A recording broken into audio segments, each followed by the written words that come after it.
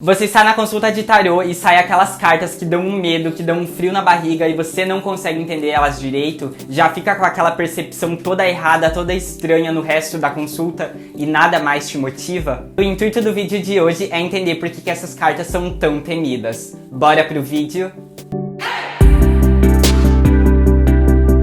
Oi gente, meu nome é Ângelo Gabriel e você está na jornada do Eremita. Antes de seguir para o vídeo, já clica no botão de gostei, já deixa um comentário, compartilha com os amigos, se inscreve no canal e ativa o sininho para receber todas as notificações. E você pode também me acompanhar lá no Instagram, a jornada do Eremita Tarô, eu vou deixar aqui na tela. Lá eu mostro um pouco do meu dia a dia, o tarô de forma mais prática, um pouco de humor e também você pode marcar a sua consulta particular. Lá você pode conversar comigo, tem todos os detalhes, todos os tipos de consultas que eu ofereço, os valores e etc. Agora chega de enrolação e vamos falar sobre o assunto de hoje.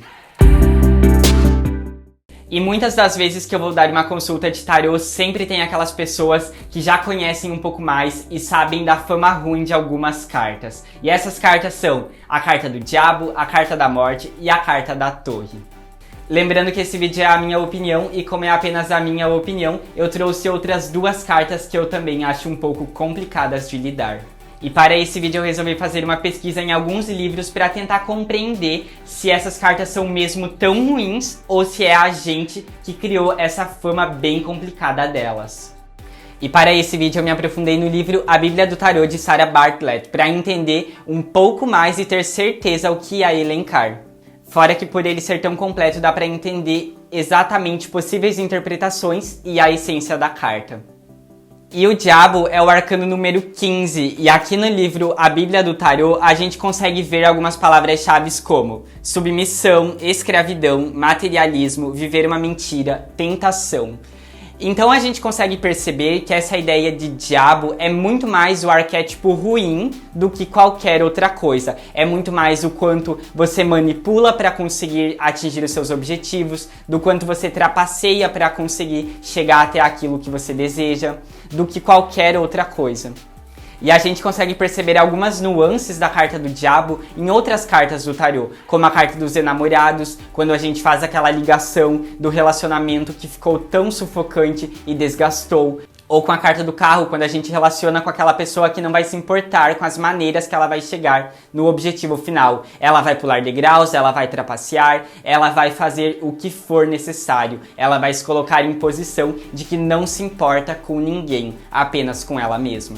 E pensando que a carta do diabo fala sobre o quanto nós podemos manipular, o quanto nós podemos se colocar em posição de ser submissos a alguém, quando a gente consegue equilibrar de maneira correta, a gente consegue usufruir o melhor dessa carta. Como, por exemplo, o quanto nós conseguimos deixar com que os nossos desejos se movimentem, mas que não tomem a frente de nós. Se você deseja ser uma pessoa mais sensual, desfrutar dos seus desejos carnais e entende aonde está a sua posição como diabo em toda a situação, você consegue usufruir o melhor desse arcano sem trazer essa parte tão negativa e tão ruim.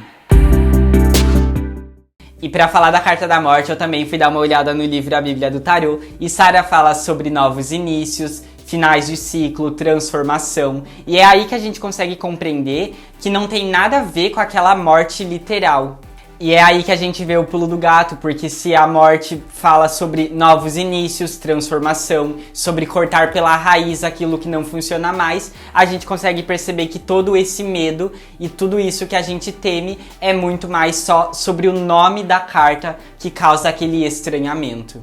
Então se você ver a carta da morte por aí, lembre-se, ela vai falar muito mais sobre ciclos que precisam ser finalizados, mudanças que devem ocorrer na sua vida, cortar pela raiz coisas que não funcionam. E algumas das vezes ela vai falar que você precisa aceitar o inevitável. E a gente pode perceber quando um trabalho não funciona mais, quando um relacionamento já desgastou ao ponto de que é hora de você ir embora e encontrar novos rumos, ou outras coisas mais. Mas é sempre nessa essência de que para a vida continuar fluindo, você deve permitir que as coisas fluam. Portanto, independente do que aconteça, a carta da morte vai ter essa essência de que o que é velho não funciona mais e precisa de alguma maneira ser mudado. E se você conhece um pouquinho de tarô, eu tenho certeza que você sabe que vai ter a carta da Torre nesse vídeo.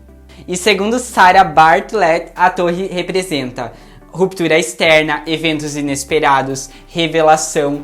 E é exatamente sobre isso que a Torre vai falar, em um sentido de que a gente não está acostumado com aquilo que se quebra de uma vez, mas a gente precisa entender que tudo aquilo que não é sólido o suficiente na nossa vida vai se quebrar quando a gente menos espera. Então pensa o seguinte, você está começando um novo trabalho, mas você não gosta muito do que você faz, você não se dá bem com os seus colegas e você vai sustentando e levando aquilo de qualquer jeito. Chega um momento em que você vai ser demitido de uma hora para outra.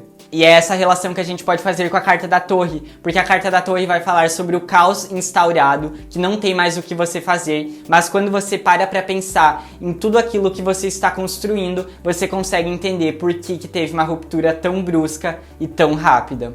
E mesmo que a carta da Torre seja uma carta mais negativa em relação às outras duas, a gente consegue repensar quais são os nossos propósitos quando uma ruptura brusca acontece nas nossas vidas. E essa é a parte boa da carta da Torre, porque se algo rompe na nossa vida, nós conseguimos entender qual é o nosso propósito e aquilo que faz realmente sentido pra gente. E nem tudo nessa vida está perdido, porque quando algo não vai de acordo com as nossas expectativas, a gente aprende e faz novamente. Cartas bônus! E para esse vídeo não ter apenas arcanos maiores, eu resolvi trazer 2 arcanos menores que eu acho bem complicados de se trabalhar. E já que os arcanos menores falam sobre o nosso dia a dia, sobre o nosso cotidiano, a gente precisa falar sobre o 10 de espadas e o 5 de copas. E por essas serem arcanos menores, elas vão falar sobre problemas muito mais fáceis de serem resolvidos, sobre aqueles problemas do cotidiano que a gente consegue resolver com outras atitudes, mudando o nosso foco, mudando a nossa rota. Mas eu tenho um sentimento de que na prática não é exatamente assim. O 10 de espadas, que vai falar sobre os nossos desapontamentos, frustrações, sobre a gente muitas vezes se sentir traído por pessoas próximas, faz com que a gente não consiga se levantar tão fácil assim, de forma tão rápida, fazendo com que a gente viva naquele martírio para sempre. E o 10 de espadas vai falar em primeiro momento sobre a gente se sentir extremamente frustrado com coisas que não deram certo, com pessoas que não agiram de uma maneira tão legal com a gente. E apesar do 10 de espadas falar sobre esse desapontamento, essa frustração, ela tem uma semelhança com a carta da morte, já que fala sobre finalização para depois levantar e iniciar um novo ciclo. Então, quando cai na consulta de tarô e você está se sentindo muito frustrado, está passando por algum momento muito conturbado, lembre-se que não há o que temer. O que você precisa ter em mente é que você precisa levantar para recomeçar.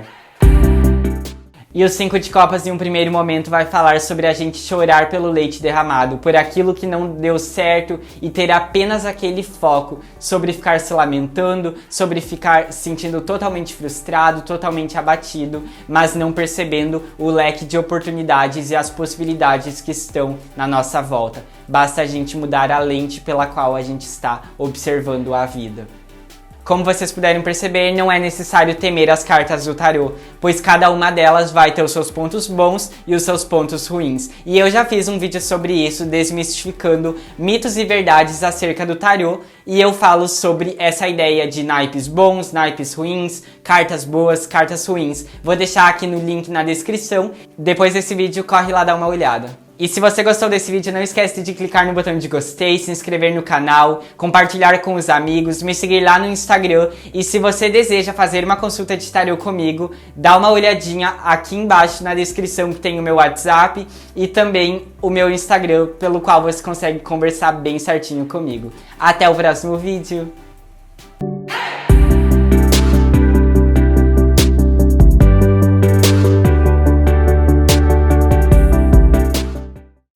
E é aí que a gente pega o pulo do gato, porque se... E é aí que a gente... É a gente vê ou a gente pega?